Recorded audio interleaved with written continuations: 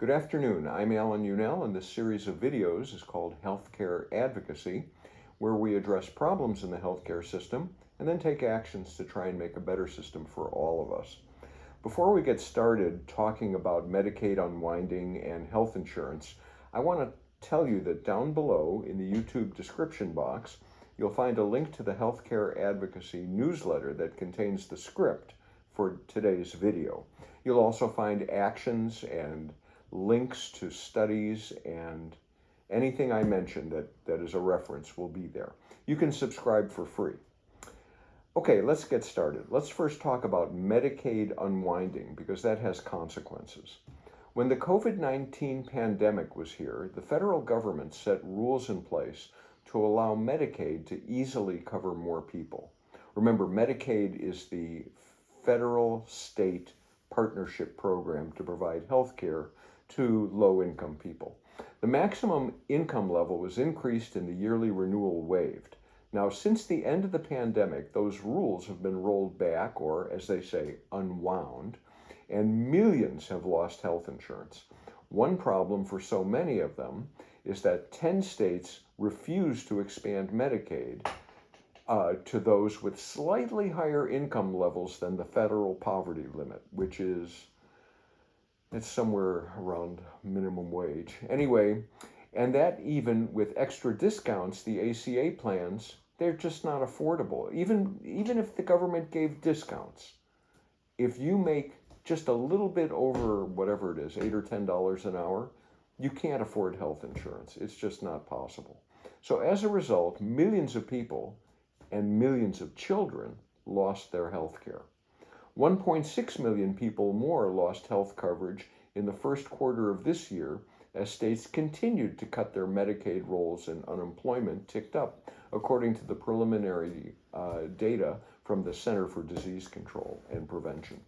27.1 million people in the U.S. don't have health insurance in the first quarter of 2024.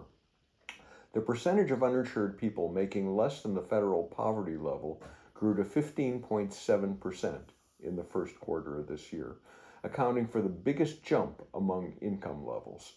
Enrollment in all public health programs, including Medicaid and Medicare, fell from 39.9% in the fourth quarter of last year to 39.2% in early 2024.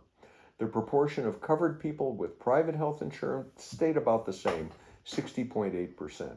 though the size of the cohort with private plans sold on ACA exchanges increased very slightly. I include a nice chart in the newsletter, and you can go look at it. It's from the Census Bureau.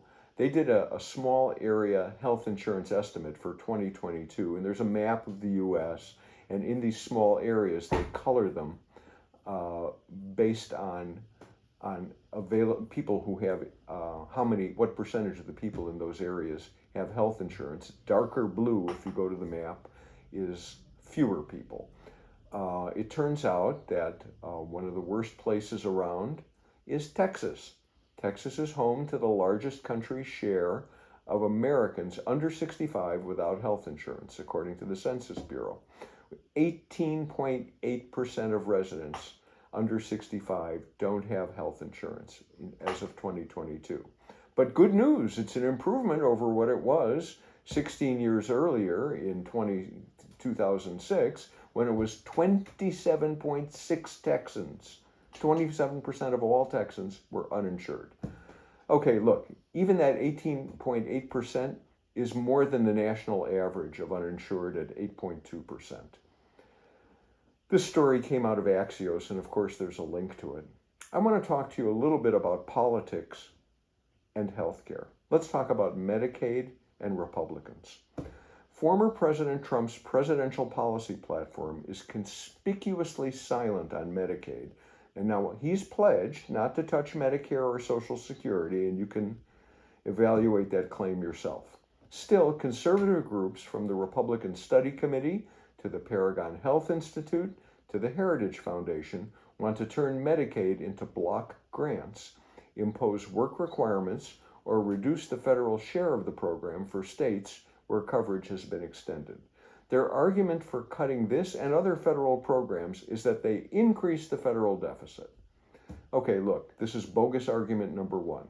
What increased the federal deficit was lowering the corporate tax rate from 30% to 15% by, oh yes, the Trump Republican Congress. So they sort of screwed everybody when they did that.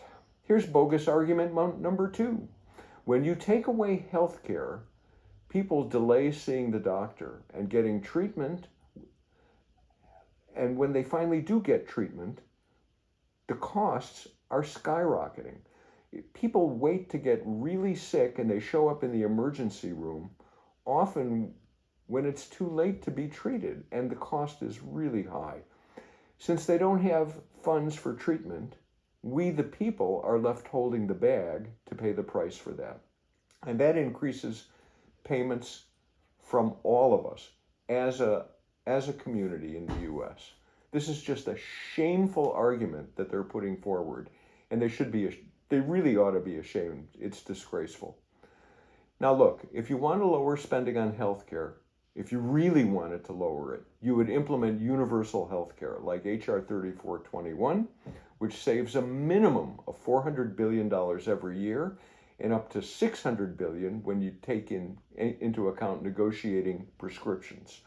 A single-payer national health insurance trust does that, according to the Congressional Budget Office, not according to me. Anyway, let's take action on this. Call or email your senators and members of Congress and let them know that there is a discussion about cutting Medicaid to save money. Let them know that reinstating the corporate tax solves the problem, and that by taking away health care, they increase costs on all of us. What really solves the problem is universal health care, like H.R. 3421. I'll include a link in the YouTube description box if you want to call. Or you can use ResistBot on your cell phone. All you have to do is send a text message to 50409 from your cell phone, and here's the message: sign, S-I-G-N, space, P-A-N-K-M-K. Sign, space, P-A-N-K-M-K to 50409. Here's the message. I'm your constituent and dismayed to see that there are some in Congress eager to cut Medicaid and make sure that the poor go without health insurance. That will wind up increasing costs on all of us when they can't pay for serious delayed treatments. If you're worried about deficits, stop giving away money and restore the corporate tax, which is what put our country into this ditch in the first place.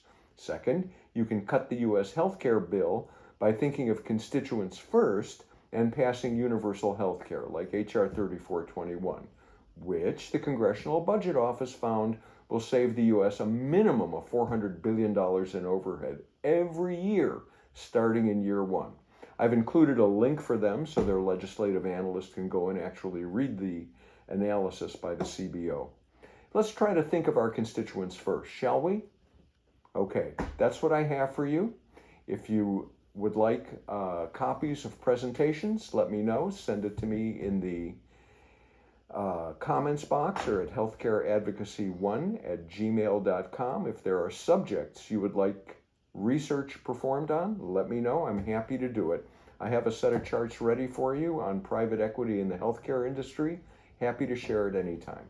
That's what I've got. Have a good day.